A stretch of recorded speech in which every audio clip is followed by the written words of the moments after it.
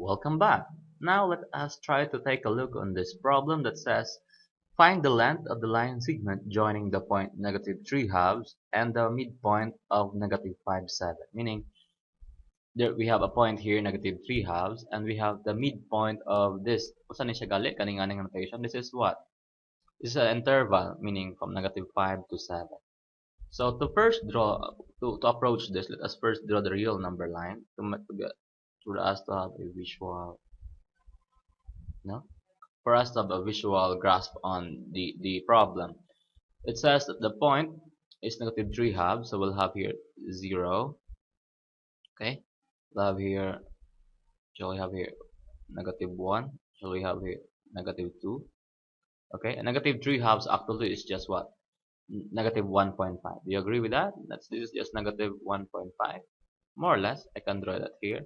So, but never mind. First, I'll write to continue first writing this 1, 2, 3, 4, 5, no, 6.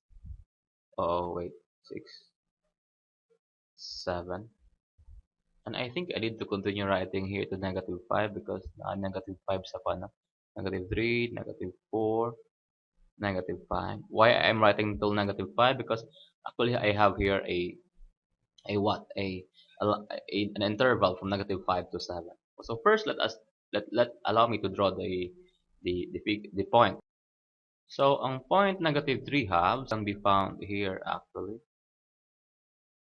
Okay? And the interval -5/7, how do we draw the interval? So we can have that here -5, no? Paingon sa 0.7. So we have that could actually be thought of just a line segment between 5 and 7. Okay? We open this. Okay? Now, the question is find the length of the line segment joined from when formed when joining -3/2, which is mo ni siya no nakaning red, then midpoint of -5/7. So first, unsa di ang midpoint sa -5 ug sa 7? Kani nga in line segment no formed by this interval -5/7. So unsa ang gali pagpangita sa midpoint? Can you still remember how to find the midpoint in this case? Simple lang kay no? If you want to find the midpoint, you simply have to have this, ang symbol niya kay x bar. Simply do what?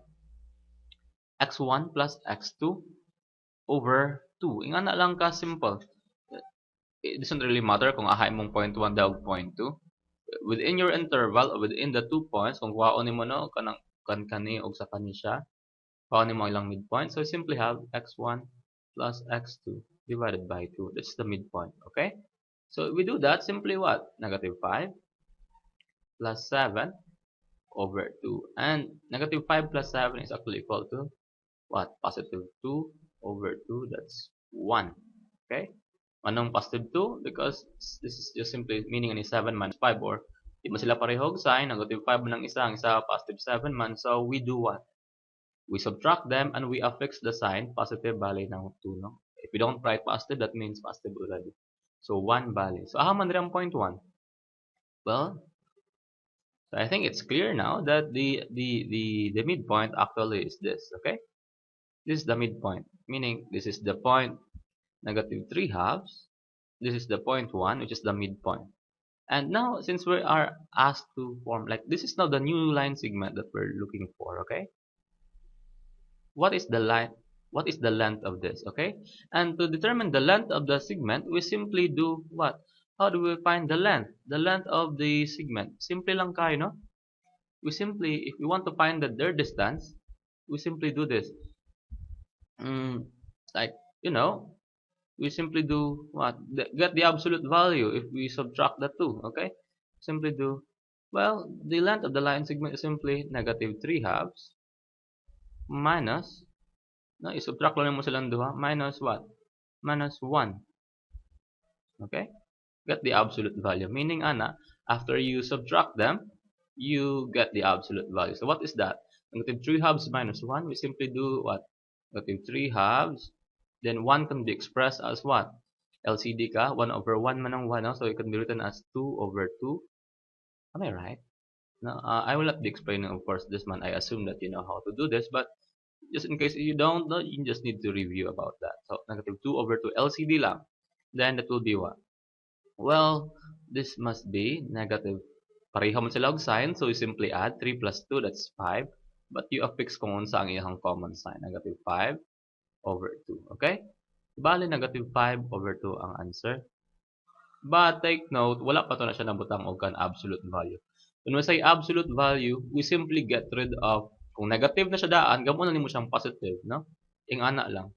Ngayong absolute naman kay absolute value because you want to find the length, okay? And wala may length nga negative. Murag unsa kataas imong kamot, may ka negative 1/2 meter. No, dili nga na. Okay. When we say physical length, we don't really mean we don't have negative value for that. Wala may ko ano, mo na ang ginaminan. Butang atog absolute value. Kung positive na daan, then so be it. Positive na siya, no? Ang meaning sa absolute value, kung naay negative, butang kwaon na rin mga negative. Kung positive na daan, you let it stay positive. Bali, ang answer dapat sa absolute value kay dili negative dapat. It could be 0 because 0 is not treated as positive or negative. Basta kwaan lang nimo siya sa negative sign kung negative siya. Kung positive na siya daan, so be it. Okay? Ingana ang idea. So the answer will be 5 halves. And I think this must be worth 5 halves really. So meaning sa 5 halves is simply meaning 2 and a half. Right? 2.5 ba ning 5 halves? Yes, 2.5. So take a look. If we try to measure really, pila ba distance ani niya, no? Atong i-try og measure, no? So kana pengon diha that's 1, pengon diha that's 2, and another half. That's 2.5 really. So meaning the length is indeed 2.5. So meaning the figure shows that it is really indeed the length. Okay? Such a nice problem indeed. Okay, here let's try to take a look on problem B. It says, suppose A, B, and C are points on the real number line. Suppose that point B equals 5 and that B is the midpoint of the line segment joining A and C. If the point A is to the right of point C and B minus C is equal to 9, what is point A? What is point C? So, medyo taas lang paminahon ang problem, no? But if we try to analyze it little by little, dili gini siya lisod, no? Walay lisod ani nga problem as long as masabtan nato kung sa iyang given. So, allow me to drag the problem up para ma-focus na to siya. Okay, here we are. Okay, let's start. So, let's try first drawing the real number line. Okay? Wow, this is the real number line, okay? And we'll now be marking points. There are only 3 points in this line, A, B, and C. Okay, so suppose that point B equals 5. So ang point B naa siya nasa dire, no? Sa 5 ba? So let us put here 0. Somehow, okay? Nasa daari sa point, no? Dari atong gitawag ni kanina mo ni ang point ko, no? Point B. 5 bali na daari, no? Bali 5 na daan na ang marka. Okay? And oh wait. I think I'll not draw B in there. Kasi dagingon daan na good, no? Point B is 5 and B is the midpoint of the line segment joining A and C. So bali midpoint lang ang point B. So somewhere napakay console. Let me put the point B here. So count perhaps 5 diana, no? And the ani daw, midpoint daw ang B sa A ug C. So ahaman if this is point B, ahaman bali ang imuhang point A and point C. So there could only be 2 possibilities, okay? Possibly ang point A nasa tuo, then ang point C nasa wala, or possibly na diri ang point A sa wala. Okay, wait. Can I write it all over? Okay. I don't want to put the 0 because basin mapagkamala nato siya nung mao na gid na siya ba. So, no, let's try to reapproach the problem by writing point B sa. This is point B at 5.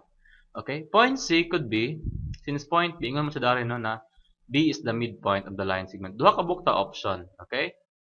So, shall we say na diri ang isa, then na diri ang isa. Midpoint man daw ning point B, okay? And duha ta kabuk possibilities, no? It's either ang A na diri, no? ug ang C naa dani. Or the other way around is naa diri ang C, then naa diri ang A, right? But ingon siya daan na that if point A is to the right of point C, so meaning ang point A daw na daw sa right sa point C, which means this must not be correct, okay? Wala na siya bali. Bali ang A kaning naadaan ni sa tuo, okay? So bali correct ni siya and correct na siya bali. If point is the right of point C and B, what's this? B minus C equals 9. What is point A? So, bali, nga na lang ka sa'yo, no? Ang what is also point C. So, bali, unsa may gistorya niya? Di ba? Mo man ni 5 man ni diri bali, di ba? 5. And diri, wa pa kabalo. Okay? So, diri po, wala po kabalo di ani. Now, yang gingon na B minus C equals 9. Meaning, ang diha, kaning nga distance from here to here, 9 na siya. Will you agree? Mo na meaning sa B minus C, okay? Meaning B minus C equal to 9. Meaning 9 ang distance. If we move from here, pawala, 9 ang answer. Nakuha? B minus C equals 9, absolute value. Meaning mo na ang distance between point B and point C, 9. So therefore, kung mo na ang distance, unsa man ang point C? Well, kabalo man ta, diba? Nga, mayroon ta og undirected distance B minus C equals 9. So, bali, 5 man ang point B, no? 5 minus, wala kabalo sa point C, no? Let's call that XC. Wala kabalo, meaning mo na ang coordinate sa C. Mo na iyahang location, XC. Okay? Must be equal to what? 5 minus XC must be equal to 9. Okay? Mo man ang idea ba? 5, kuhaan. Dili mao, no? Dili mao.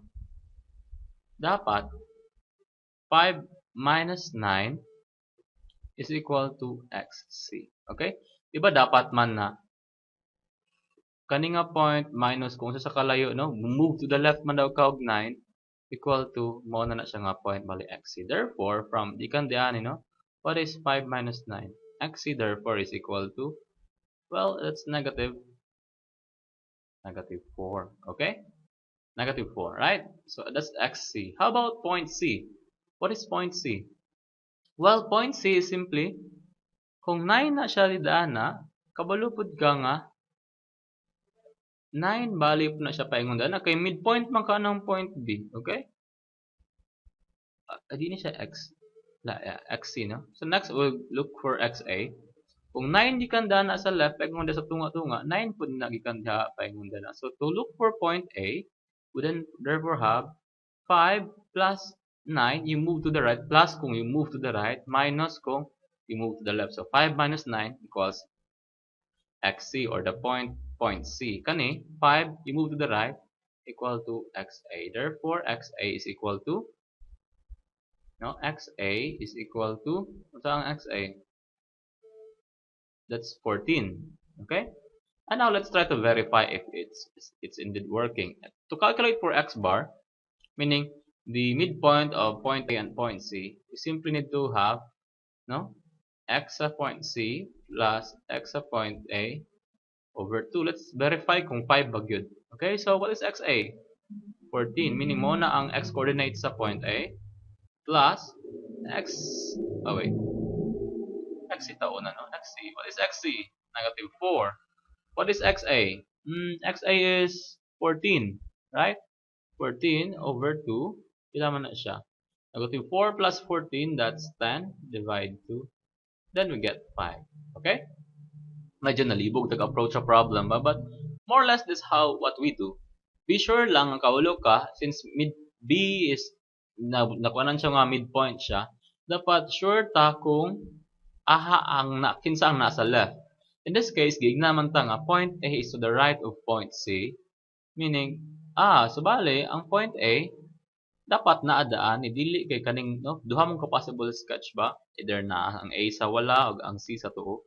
So, yung ana. And then we use the idea that distance simply means that, kay karo man kay nga ang B na sa right sa C.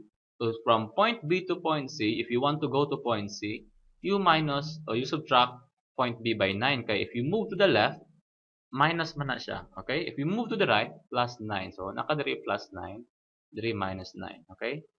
Ingana na lang ka-simple. And we verify. Checker lang siya bali. No? We verify kung ang midpoint ba yun kay 0.5 and it's indeed the midpoint 5. Okay, and I think that's it. It's quite simple, right? Medyo lengthy lang kay no? Kainom kong kape, so more or less natuyok-tuyok ako ang brain. Anyway, so be it. Thank you.